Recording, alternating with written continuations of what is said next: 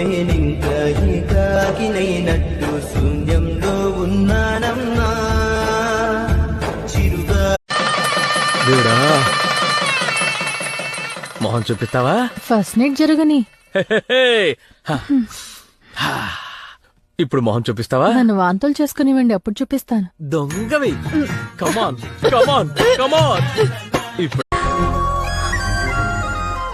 ఇద్దరు ప్రేమగా దగ్గరైతే వాళ్ళకి దూరమైన వాళ్ళు పుట్టేస్తారంట.